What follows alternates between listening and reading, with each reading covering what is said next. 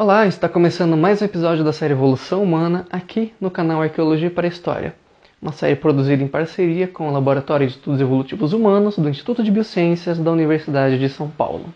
Hoje a gente vai falar sobre as evidências mais antigas de cultura e tecnologia entre hominíneos, sobre as primeiras indústrias de pedra lascada.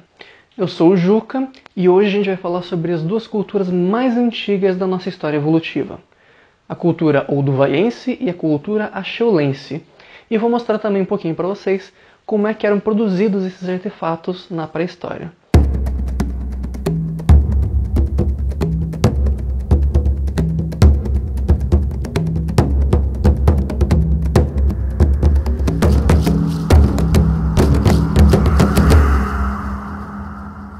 A gente viu no último episódio que até recentemente acreditava-se que as ferramentas mais antigas de pedra lascada estavam relacionadas ao Homo habilis, esse carinha aqui.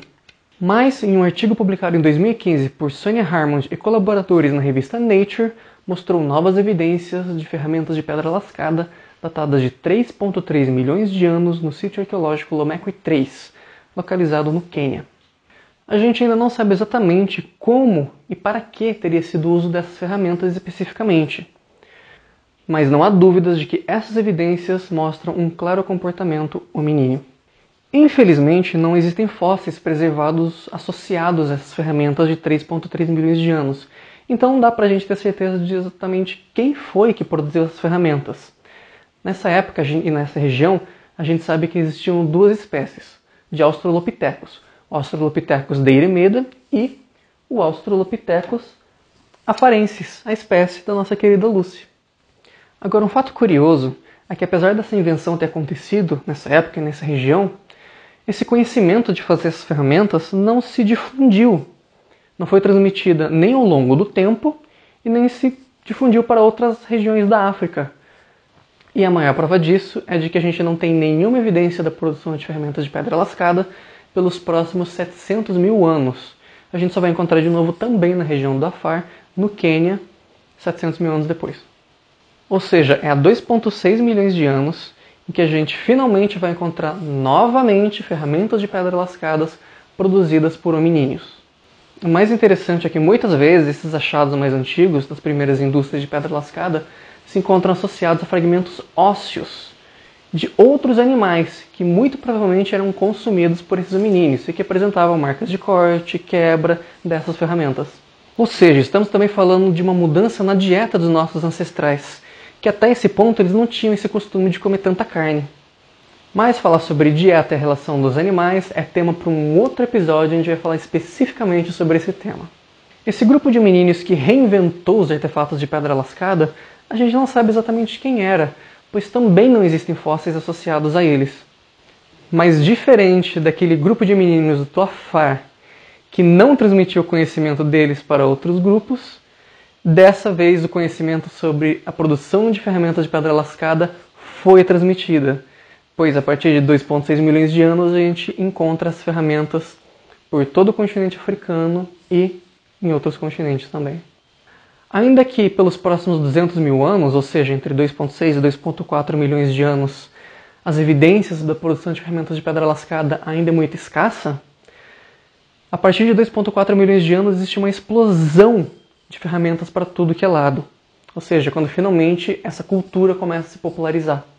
E essa popularização se deve principalmente ao Homo habilis e ao Homo erectus, que são os fósseis que geralmente são associados à produção dessas ferramentas. Isso não quer dizer que grupos como o Australopithecus não tenham produzido essas ferramentas. A gente só por enquanto não encontrou nenhum fóssil de Australopithecus associado a essas ferramentas, mas nada impede eles de terem aprendido. Essas primeiras ferramentas de pedra lascada, elas não eram lá muito complexas. Elas eram mais ou menos como essas daqui, que eu mesmo fiz. Para você ter uma ideia, até mesmo chimpanzés, desde que eles sejam ensinados a fazer essas ferramentas, eles também conseguem. Vamos ver como que essas ferramentas são feitas? Essas pedras que vocês estão vendo aqui são pedras coletadas próximas a rios, aqui no Brasil mesmo, mas não são qualquer tipo de rocha. Eu selecionei elas porque elas têm características que permitem o que a gente chama de fratura controlada. Basicamente, são rochas frágeis e que quebram de forma mais ou menos parecida com o vidro. Se fossem rochas muito friáveis, daquelas que soltam um pozinho só de passar o dedo, eu não conseguiria lascar elas. Elas iam apenas quebrar de uma forma que eu não conseguiria prever. Tudo isso que eu estou falando aqui são conceitos que o Homo habilis, por exemplo, já sabia. Assim como eles sabiam também que bater perto dos bordos da rocha, que tem ângulos com 90 graus ou menos, eles conseguiriam tirar uma lasca.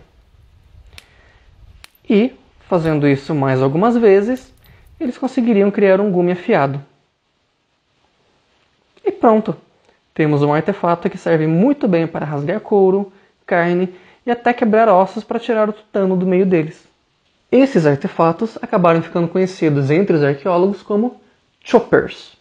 É a primeira vez na história da humanidade em que um conhecimento é transmitido ao longo de várias gerações e se expandindo por todo um continente, como a África, indo além. E quando eu falo além da África, é porque há 2,4 milhões de anos essas ferramentas já estavam aparecendo também na Jordânia. Inclusive, esses achados de 2,4 milhões de anos na Jordânia são uma descoberta realizada por pesquisadores associados a universidades brasileiras, incluindo pesquisadores do nosso grupo de pesquisas aqui do Laboratório de Estudos Evolutivos Humanos. Ou seja, a cultura odovoiense mal surgiu na África, ela já está saindo para outras partes do mundo. Quando surgiram os primeiros Homo erectus, há 2 milhões de anos atrás, na África, eles também adotaram a cultura odovoiense, que já era muito comum entre os Homo habilis. Inclusive, eles levaram essa cultura até o norte da China. E uma outra espécie, descendente do Homo erectus, conhecida como Homo antecessor, levou essa cultura para o norte da Espanha, com achados datados entre 1,2 milhões de anos e 800 mil anos. E como a gente viu no último episódio, os Homo erectus eram seres com um volume cerebral maior do que os seus antecessores, os Homo habilis. E eles também possuem a mais antiga evidência do uso de fogo, ou seja, os Homo erectus eram seres bioculturalmente mais complexos do que os seus antecessores. Então não é nenhuma surpresa que o Homo erectus, já há 1,76 milhões de anos atrás, tenha inventado um novo tipo de ferramenta, conhecida como machado de mão, ou apenas bifaces. São assim chamados como bifaces porque eles são lascados totalmente dos dois lados, nas duas faces da peça. Diferente dos choppers, os bifaces não são assim tão simples e eles exigem uma carga cognitiva maior. Diferente dos choppers, quando queremos fazer um biface, a ideia não é alterar apenas o bordo para deixá-lo afiado. A ideia é transformar toda a estrutura do artefato para que ele tenha um formato mais ou menos parecido com este e sirva para atender várias necessidades funcionais, ou seja, cortar, raspar, rasgar, etc. Necessidades que, usando apenas as mãos, unhas e dentes, a gente não conseguiria. Por isso, não basta saber aquilo que os Homo habilis sabiam. Os Homo erectus perceberam também que, quanto mais longe do bordo eles golpeassem, mais espessa seria a lasca. E quanto mais próximo de 90 graus, ou seja, quanto mais reto fosse o ângulo do bordo, mais longa seria a lasca. Então, agora que a gente sabe essas duas coisas, e tendo já um pouco de prática de lascamento, a gente já consegue ser tão habilidoso quanto um Homo erectus e produzir um biface. Parece pouco, mas essas duas pequenas sacadas que o Homo erectus teve foram um importante passo em termos evolutivos, culturais e tecnológicos. Tanto é que essa cultura dos bifaces ou machados de mão, que ficou conhecida como cultura axeulense, também é encontrada por todo o continente africano e fora da África também, com datas que vão até bem recentemente na nossa história evolutiva, já que até mesmo os neandertais adotavam essa cultura até cerca de 300 mil anos atrás, lá na Europa e no Oriente Médio. Inclusive, os bifaces mais recentes não eram produzidos apenas batendo uma pedra na outra. Alguns hominídeos também começaram a utilizar de ferramentas orgânicas para golpear a pedra e tirar a lasca, como, por exemplo, chifres de cervídeos como esses aqui. Mas, de novo, falando de animais, isso é tema para um próximo episódio. De todo modo, essa é uma cultura que persistiu por pelo menos 1,5 milhões de anos e se expandiu por toda a África, chegando até a Índia há cerca de 1,2 milhões de anos e até mesmo na Espanha, no sul da Espanha, há cerca de 900 mil anos atrás, A gente só não tem certeza quem foram esses hominíneos que levaram essa cultura para lá, pois não existem fósseis associados.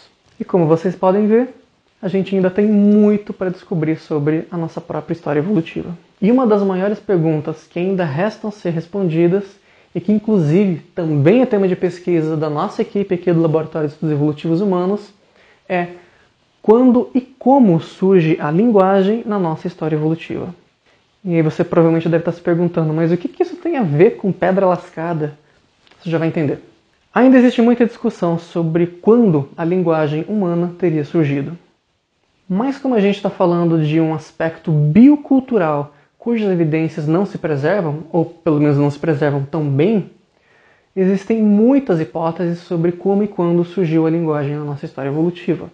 Por exemplo, alguns pesquisadores acreditam que a linguagem teria surgido com o nosso ancestral em comum com os neandertais, o Homo heidelbergensis. Já outros pesquisadores acreditam que a nossa linguagem teria surgido apenas na nossa própria espécie, o Homo sapiens, mais ou menos na mesma época em que ele já estava começando a fazer pinturas em paredes, as artes rupestres.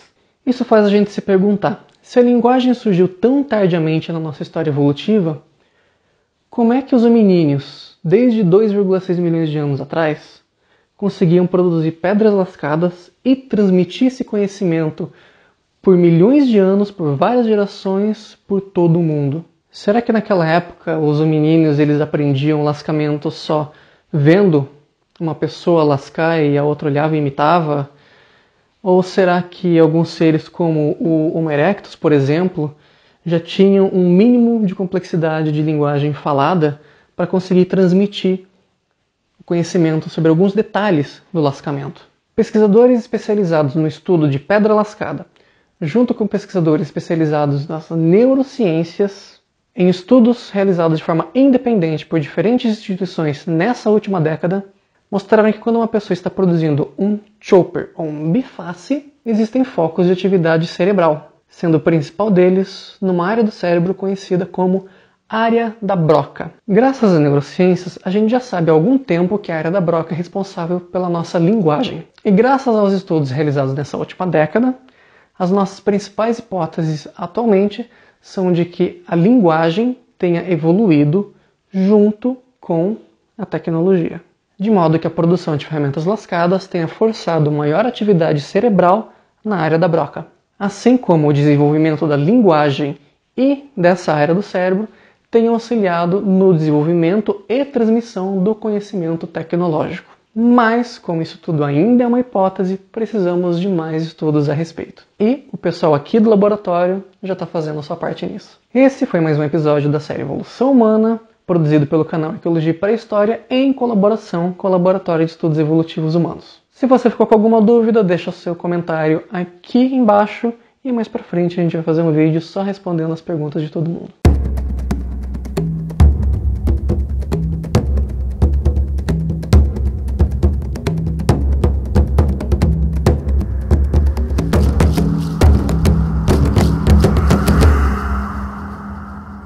Não vai perder o próximo episódio porque a gente vai falar sobre as espécies que muito provavelmente descenderam do Homo erectus.